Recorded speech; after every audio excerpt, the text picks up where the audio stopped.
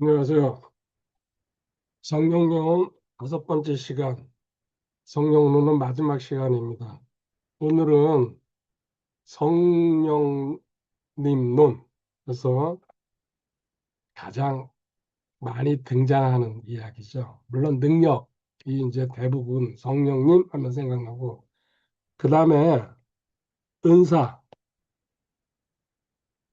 또 성령의 열매, 거의 전매 특허로 등장합니다. 이 부분에 대해서 오래간만에 기존 정통적으로 일반적으로 이야기하는 그 내용과 그 다음에 생명 관점에서 하는 이야기의 그 차이점을 보도록 하겠습니다. 먼저 디모데 후서 2장 15절 오래간만에 찾아가 봅니다. 디모데 후서 2장 15절에 너는 진리의 말씀을 바르게 나누어 내 자신을 하나님께 인정받은 자로 부끄러울 것이 없는 일꾼으로 나타내도록 연구하라. 아멘. 성경은 첫 번째 나눌 줄 알아야 됩니다. 어떻게 해당이 되는지.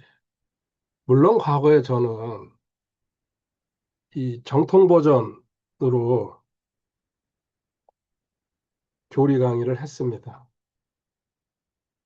근데 이제는 정통 버전에서 한 단계 더 도약했다고 이야기하는 게 옳을 것 같습니다. 생명 버전으로 강의를 합니다.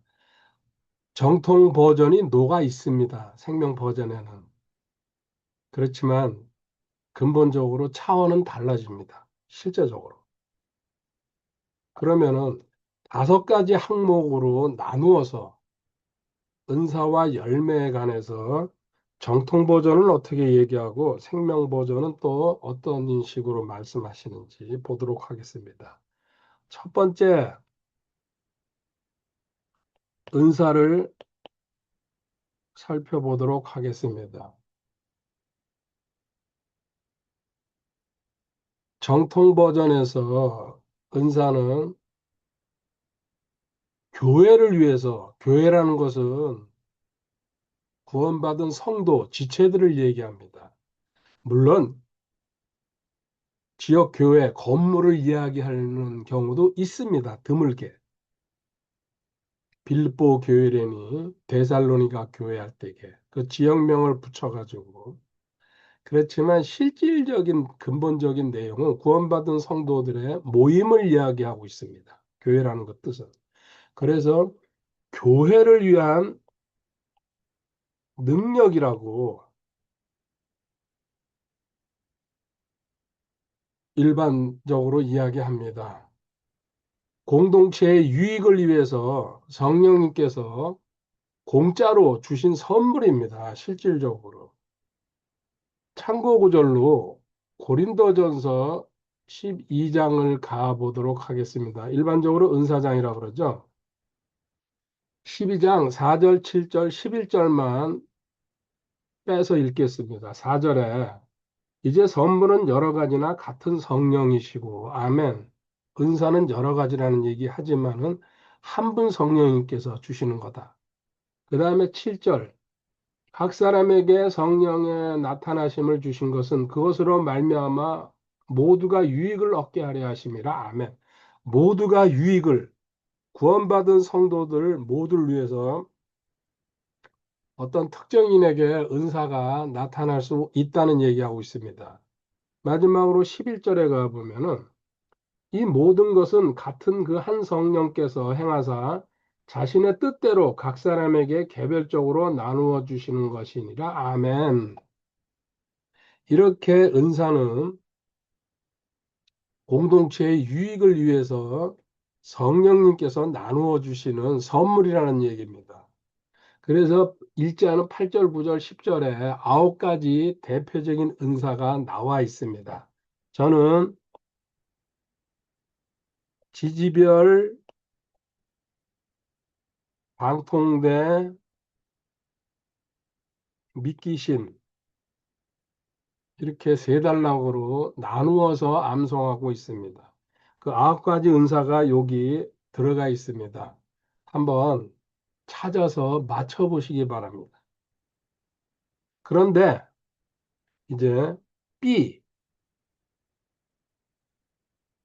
B로 넘어가겠습니다.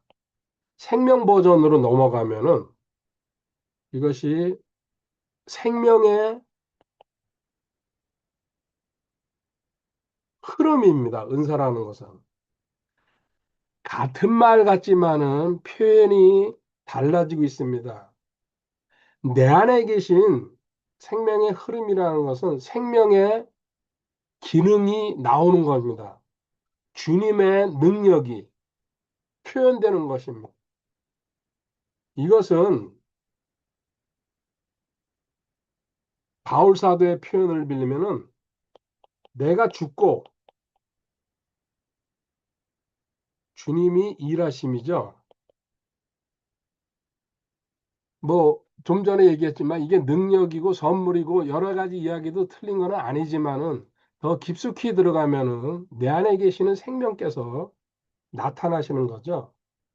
생명의 통로, 관점을 바꿔야 된다는 얘기입니다. 이 은사를 잘못 생각하는 것이 자기만 받았다고, 자기만의 능력이라고, 자기 과시 쪽으로 이제 흐를 경향이 상당히 많습니다. 다시 언급하겠지만. 그래서 은사 중에는 로마서 12장 7절, 8절에 6절에 하나가 대언의 은사가 있고요. 7절, 8절에 6가지가 나옵니다.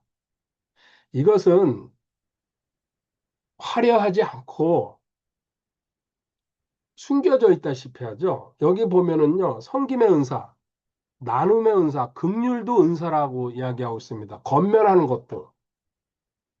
이런 식으로 교회 안에서 구원받은 성도가 좀 전에 고린도전서 12장에는요, 화려합니다. 기적, 믿음, 신유, 방언, 대언 해가지고 눈에 확 띄죠. 대부분 여기에 몰두해 있죠. 저도 그랬습니다. 그런데 지금 로마서 12장 7절 8절에 있는 것은 주는 것도 나눔이죠. 또 다스리는 자, 또 긍휼을 베푸는 자 이런 식으로 또 은사입니다. 이것도 주님의 생명이 나타나는 것입니다. 생명의 통로가 돼가지고 존중해 줘야 된다는 얘기죠. 몸의 각 기관은 손도 있고 발도 있고 눈도 있고 다 달라요. 하는 일이. 그렇지만 하나로 뭉쳐 있죠. 어떻게 해요? 생명으로 뭉쳐 있습니다. 제 몸도 그렇습니다. 생명을 바탕으로 두고서 몸의 각 기관이 움직이는 겁니다. 누구가 부족하다, 누구가 잘못한다 이런 얘기할 필요가 없다는 얘기입니다. 각자가 몸을 위해서 생명이라는 하나의 그 생명에서 나와가지고 움직이는 것처럼. 자, 두 번째 단락으로 가보겠습니다. 열매에 대해서. 그러면 은사 얘기했고, 열매. 열매, 기존 그 버전에서 얘기하는 것은요, 정통 교리에서는요, 성품이 성품의 변화로 나타나는 결과다. 맞습니다. 저도 인정합니다. 그리고 열매 맺으라고 요한복음 15장 16절에 예수님이 내가 너희를 택한 것은 열매 맺게 하려고 택했다고 정면으로 선언하십니다. 열매 맺지 않으면은 제거돼 버리는 거죠. 실질적으로. 제거가 지옥에서 제거가 아니고 상급이 아무것도 없다. 벌거벗은 상태로 드러날 것이다. 그런 뜻이죠. 내면 깊숙한 내용. 그리고 대표적으로 성령의 열매 9가지를 얘기합니다. 갈라디아서 5장 22절부터 23절까지 사기, 화오, 부선 및 온절 9가지입니다.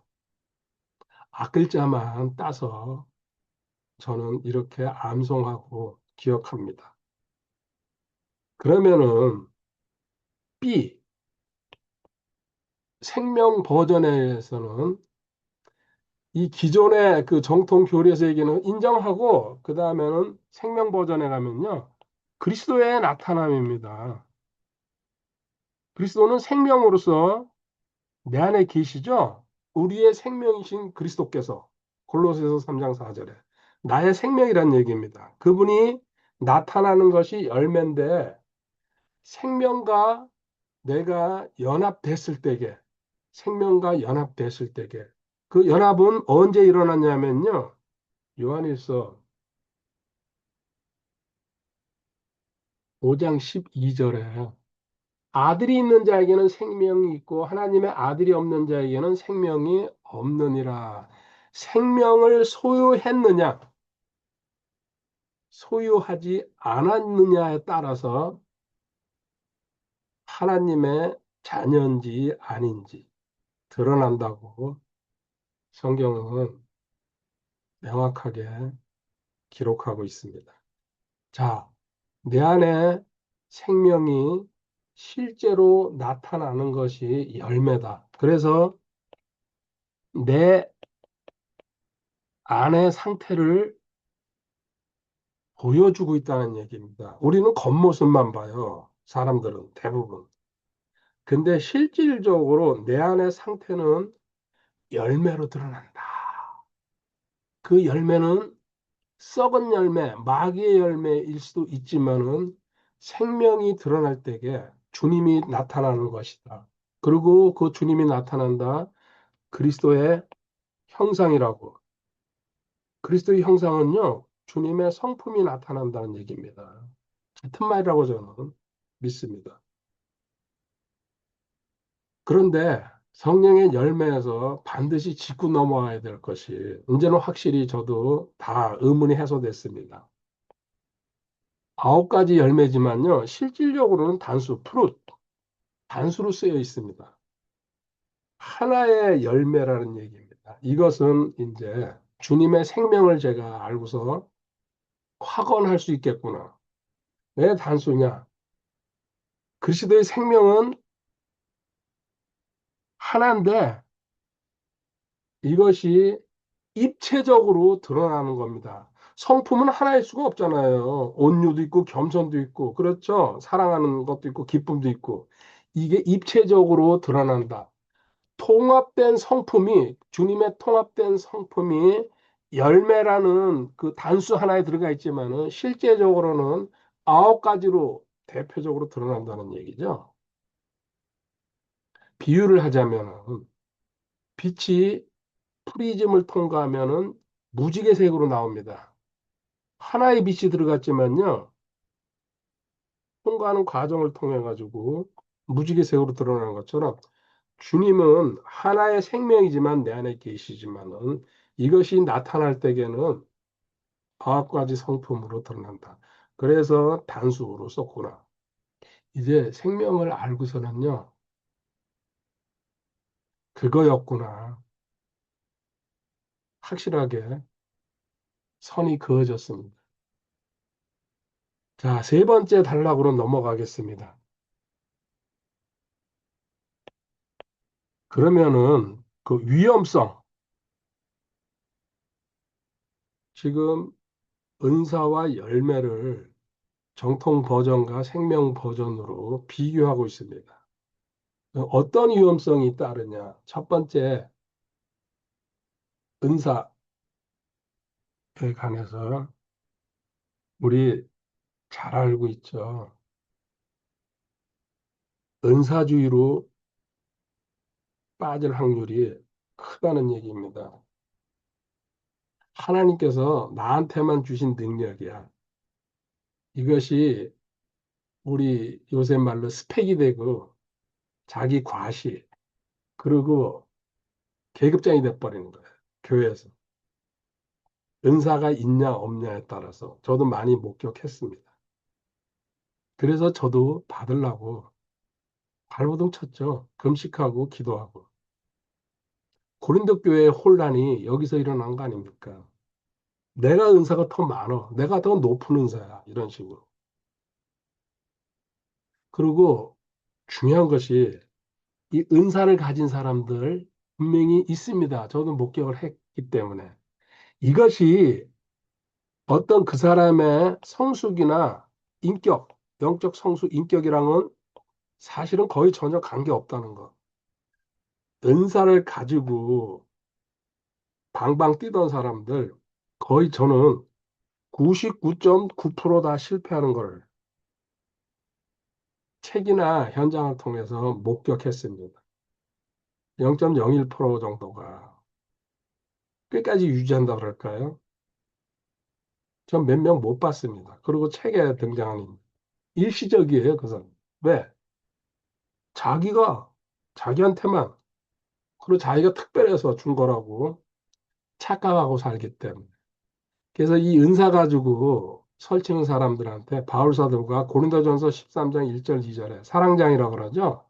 사랑이 없으면은 아무것도 아니다 하고 정면으로 들이받아버리죠. 저도 이제 인정합니다. 결국은 주님 사랑을 뿜어내는 것이 최고의 은사라는 거. 성령의 열매에서도 제일 앞에 가 있잖아요. 사기하월되게 사랑 아닙니까? 기쁨 그 다음에. 은사 가지고 지금 이 시대에는 사실 거의 안 보이더라고요. 설치던 분들 전부 거의 전부 사라졌습니다. 그리고 열매, 열매는 또 내가 훈련하고 또 내가 도덕적으로 더 열심히 했기 때문에 나타나는 거야. 이렇게 자기가 되는 거죠. 육체의 훈련으로 나는 이거를 이루었어. 그리고 이 열매 가지고, 은사나 열매 가지고 타인을 자기 잣대로 재는 거예요. 너는 은사 없지? 열매 없지? 너는 아니야. 나보다 못해. 나는 하나님이 특별히 선택한 거야. 그리고 반대로 자기가 교회 다니면서 은사나 열매가 없으면 또 자기 스스로를 자책하면서 좌절에 빠져요. 비교의식 때문에. 이건 문제입니다. 실질적으로 저는 또 다른 분들도 마찬가지일 거예요. 목격을 많이 했습니다. 이 두 가지 경우를. 막 그냥 자기 잘난 맛에 난리치는 분도 봤고, 그게 없으니까는 주저앉아가지고 좌절하는 분들도 봤고, 저도 왔다 갔다 했죠.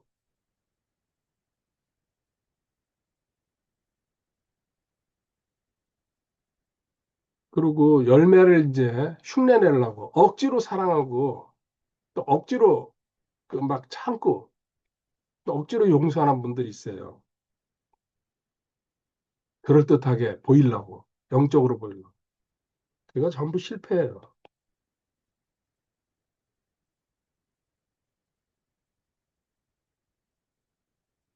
두 번째,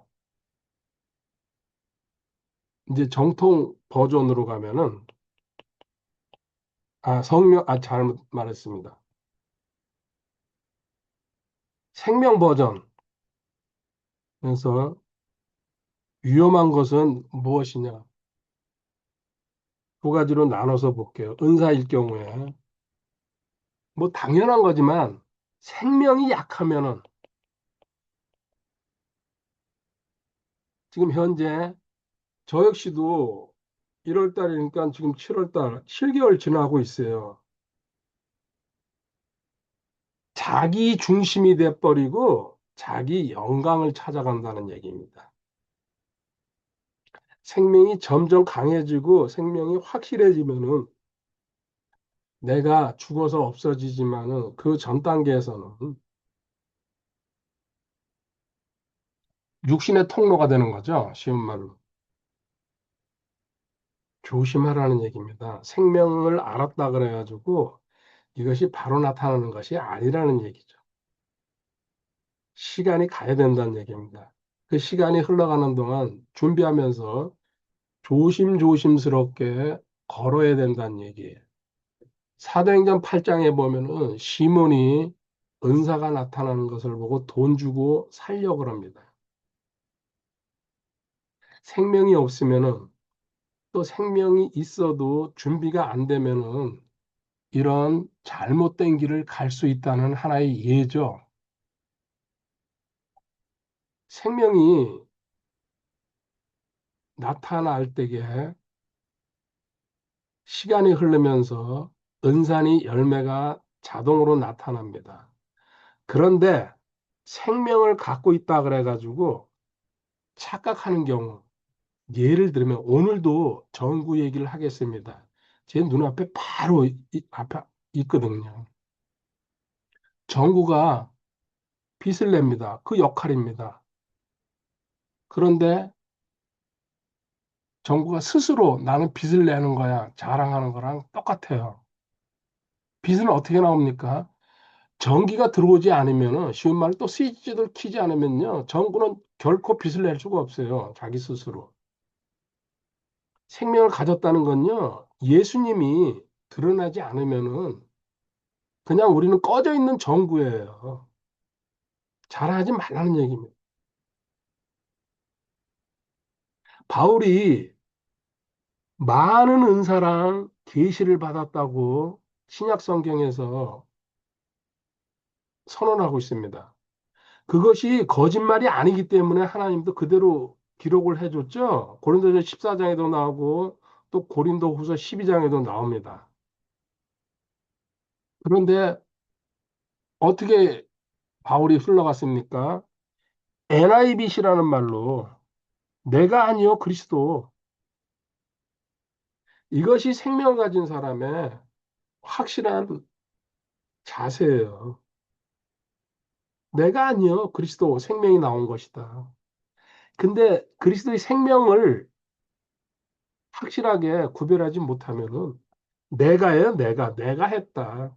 그러다가 은사고 열매고 다 없어져 버립니다. 얼마 안 가서 1년도 못 가고 2년도 못 갑니다. 대부분이. 저도 예전부터 이걸 알았지만은 어떻게 해서 사라졌을까? 추측을 여러 가지를 했는데 이제는 정답이 드러났잖아요. 아, 결국은 주님 생명으로 그 생명이 통로가 돼 가지고 나오는 것인데 나를 통로로 해 가지고 생명을 무시했구나. 생명에 무지했구나. 생명을 존중하지 않았고. 그 얘기입니다. 또 열매도 마찬가지입니다. 생명 버전에서. 열매는 결코 즉각적으로 열리지 않습니다. 점진적으로 대신 열매가 열리기 시작하면 지속적으로 열립니다. 점진적으로 열리는데 지속적으로. 잘못되면은 은사나 이런 것은 다 단기간에 끝나지만은 생명이 나타나가지고 열매가 열리기 시작하면요. 특별히 본인이 방해하거나 막아서지만 않으면 지속적으로 열린다. 저는 100% 믿습니다. 자연스럽게. 매년 열매가 열리듯이. 예를 들면, 개는 훈련받는다고 짖는 게 아니죠. 태어나면서부터 짖게 돼 있어요, 개는요. 개처럼요. 고양이는 고양이처럼 야옹하면서 개들이 훈련받아가지고 야옹합니까? 이런 식으로 내 안에 생명이 있다는 걸 확신하고 그 생명이 시간이 지나면은 내가 바르게 성장하면 하나님의 뜻대로 열매와 은사가 자연스럽게 지속적으로 계속 전진한다고 나온다고 저는 믿습니다. 나무가 생명 가지고 뿌리를 내리면요. 자라요. 계속 자라. 위로. 어떤 방해나 바람이 오고 비바람이 몰아쳐도 자랍니다. 그거랑 똑같다고 저는 생각합니다. 그러면은 오늘 이 강의를 정리하면서 장갑론이라는 걸 발견했습니다. 저한테 쏙 들어왔어요. 앞으로 이거는 이제 여러 차례 제가 정부 얘기하는 식으로 얘기할 것 같아요. 손에 겉에 장갑을 끼죠. 제가 헬터에서 이쪽 이제 팔을 잡는 손을 줌손이라고 하는 것 같아요. 줌을 잡는데 장갑을 낍니다. 거의 대부분. 땀 때문에. 근데 장갑을 안 끼는 게 원칙이래요. 제가 지적을 많이 받았어요. 그래서 안 끼고 하면은 땀 때문에 이게 돌아가니까 여름이고 겨울이고 전 장갑을 껴요. 거의. 지적받아도 할 수 없죠. 근데 실질적으로는 겉에 장갑은 꼈지만 안에 손이 모든 거 하는 거예요. 손이 잡는데 장갑은 겉에서 저를 보호해 주거나 저는 이제 땀을 없애기 위해서 피아니스트가 피아노를 칠 때게 장갑 끼고 치는 분도 있더라고요. 보니까 하얀 장갑 같은 거. 그 장갑이 치는 겁니까? 손이나 손가락이 치는 거죠. 이런 식으로 손은 주님이고 장갑은 나라는 얘기예요. 나는 주님 그냥 겉에 포장돼 있는 상태예요. 내 안에 계신 주님 생명이 일을 하실 때에 나는 거기에 같이 따라다니는 거예요.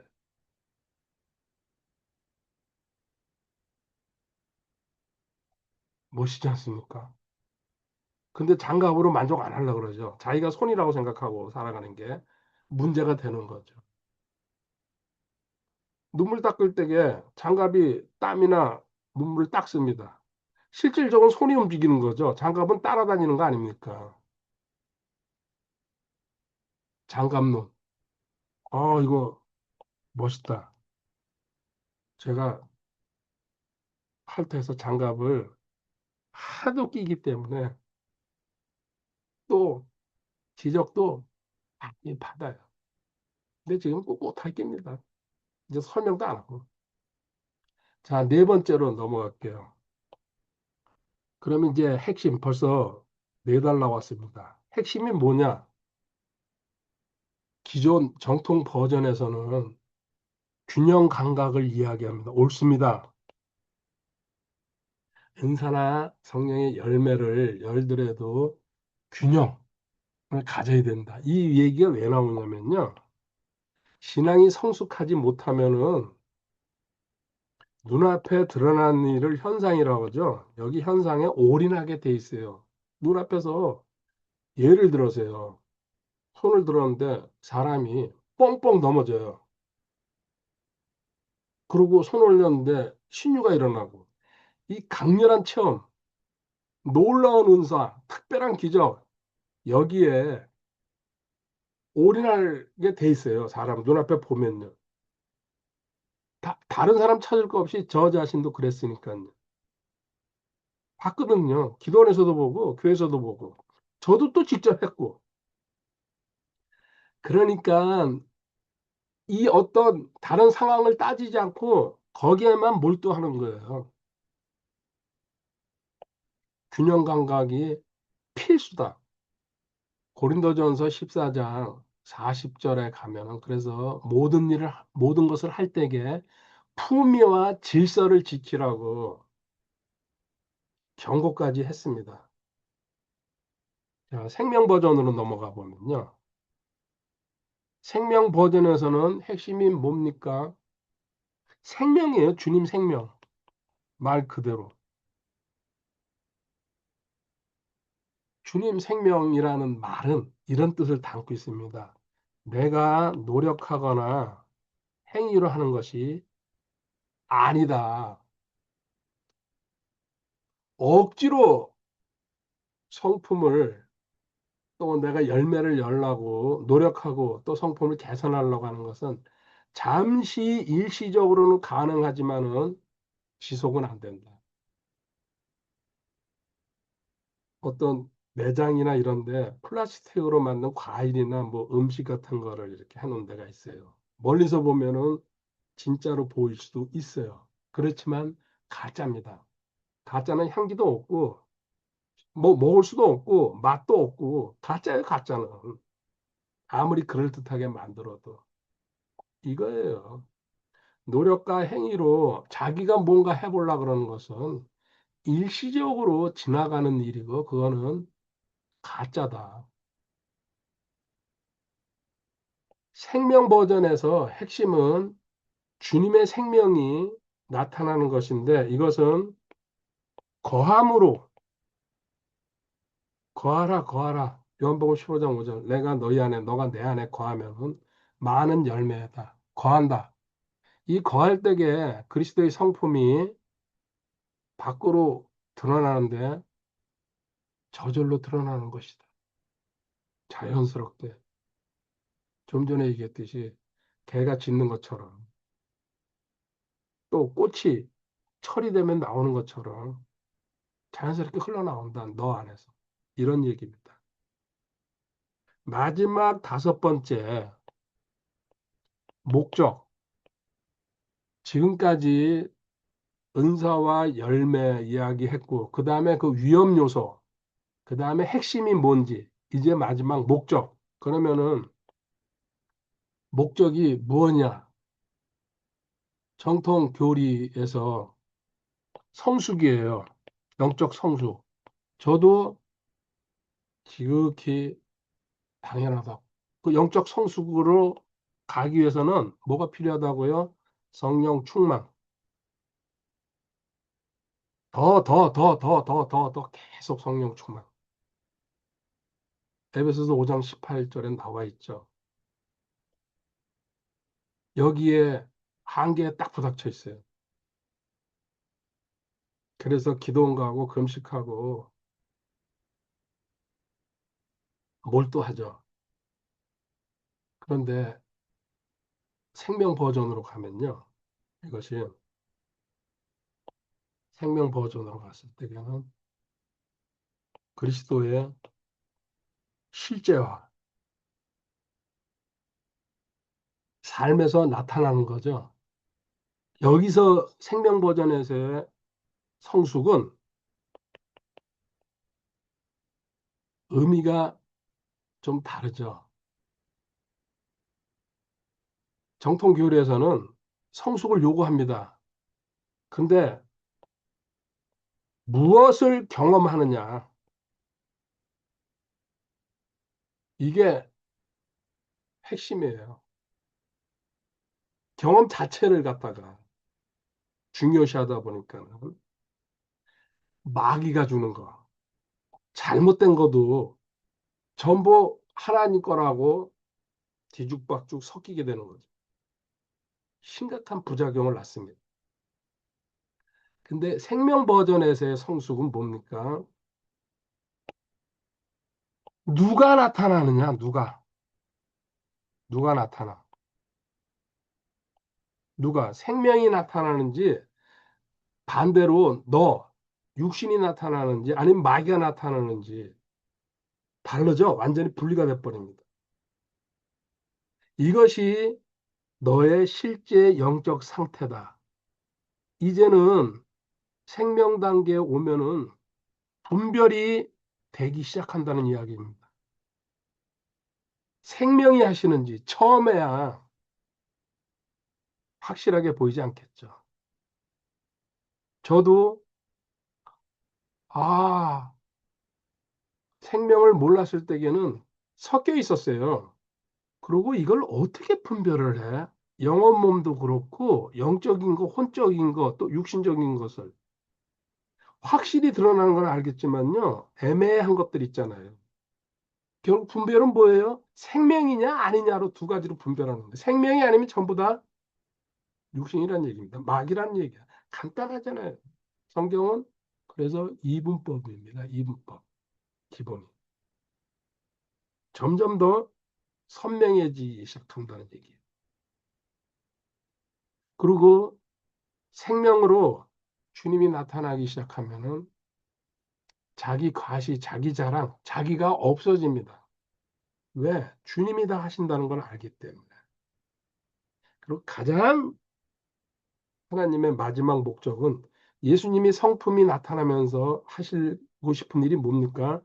사람을 살리는 일이에요.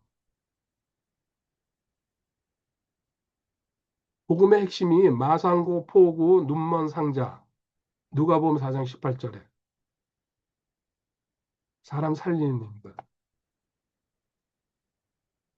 저도 여기다가 방점을 찍고 있습니다. 이제는 제 남은 삶은 생명으로 사람을 살리는 일이구나.